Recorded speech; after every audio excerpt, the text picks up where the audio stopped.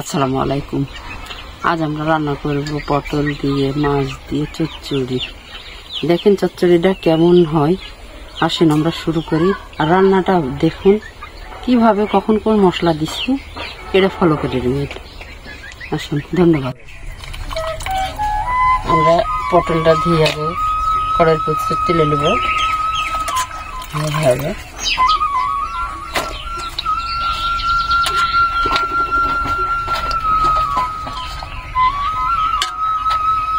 পটলটা ছিলে কুচি কুচি করে কাটে নিতে হবে।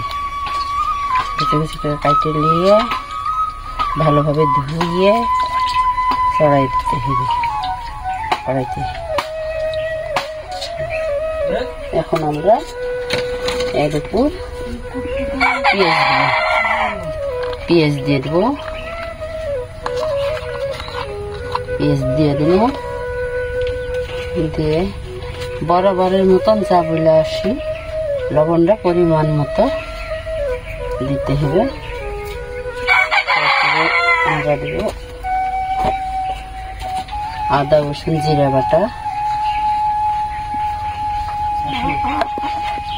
তারপরে দিব আমরা মরিচ বাটা, তারপরে আমরা দিব হলুদ গুঁড়া হলুদ।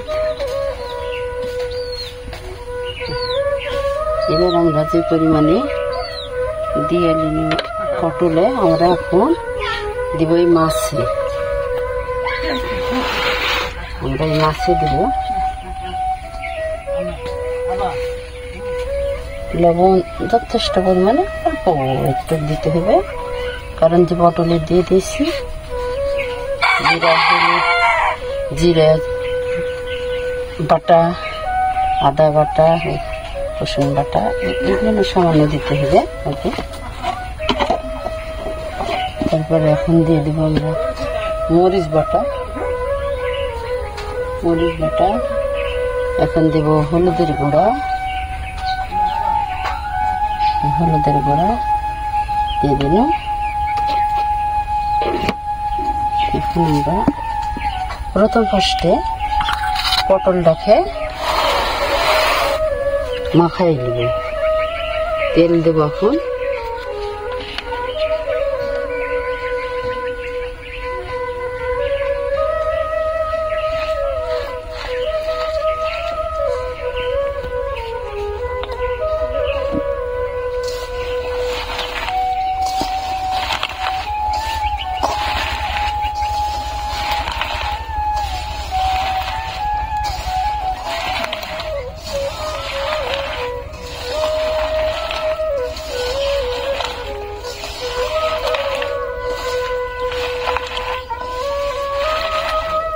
এইভাবে করে নিয়ে একবারে কষে মাখাতে হবে।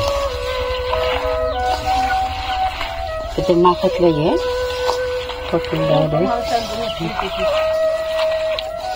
এই যে পটলটা আরে গেল।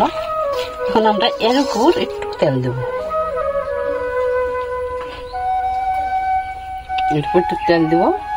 দিয়ে এখন একটু খেয়ে দেবো। যে মাছটা খেয়েছি, এই মাছটা এখন মাখাইলে আলাদা হবে। বাটিতে তেল দিয়ে দেবো, এখন একটু তেল দেবো, কারণ যে মাছ পটলের সাথে দিলে একসাথে মাখানো যাবে না, হাতে কাটা ফুটবে। এই কারণে আলাদাভাবে মাছটাকে মাখাই দেবো।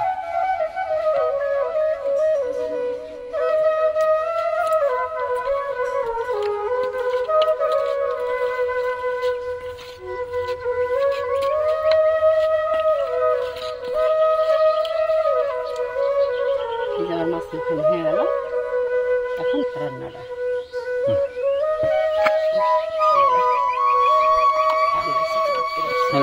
জাল ধরা না খালি দুবার দেখাবো। একবার যে জাল ধরা যে লাড়ি দাও, আর একবার নামা না, বুঝলেন?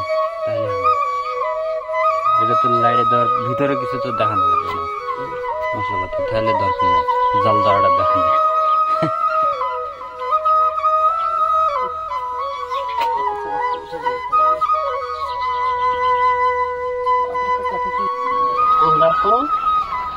তরকারিটা উল্টাই দিব।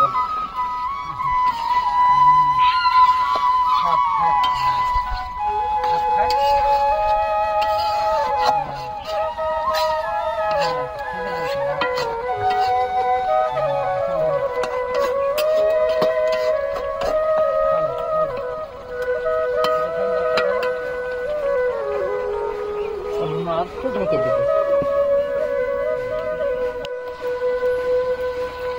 হয়ে গেল আমার পটল মাছ দিয়ে চচ্চড়ি। এটা এখন আমরা নামাই নিই।